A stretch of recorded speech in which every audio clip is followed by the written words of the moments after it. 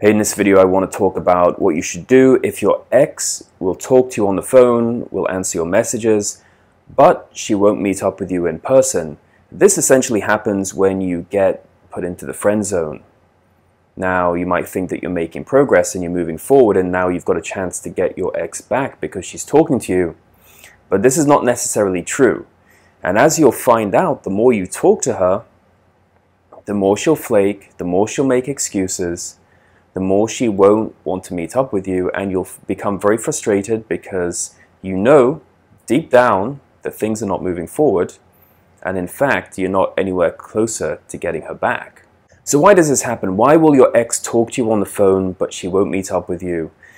The reason why this happens is because she's put you in a holding position. She's essentially slotted you into the friend zone, and now she's talking to you and she's getting the emotional attention and she's getting the validation and she's getting the communication and the affirmations from the relationship, but she doesn't need to give you any intimacy. She doesn't need to talk to you face to face. She doesn't need to get intimate with you. You're waiting for her to come back to you. And she knows it. Women are very intuitive, and she will be able to sense that you want her back and that all she has to do is snap her fingers and you will come running back to her. And if she doesn't do that, if she doesn't come back to you, you'll be waiting for her to come back. Now, I just had a consultation with a guy who was in this situation. He went no contact on his ex-girlfriend. They started talking again, but she wouldn't meet up for a date. Why wouldn't she meet up? Because she knew that he wanted her back. She knew that if she spoke to him on the phone, he'd talk for hours.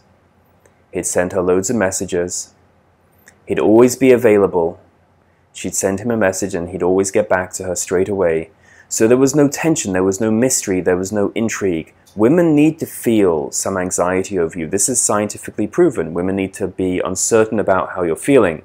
Also scientifically proven, women don't like responsive men, men who are too available, men who respond to messages too quickly.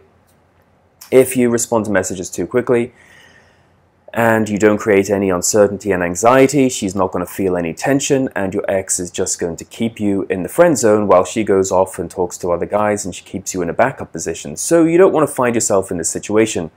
Your goal at this point in time is to create anxiety, raise tension, make your ex feel uncertain about you, because this is the only way that you'll get her off the fence and get her to take action and make her nervous that if she doesn't see you, she might never see you again.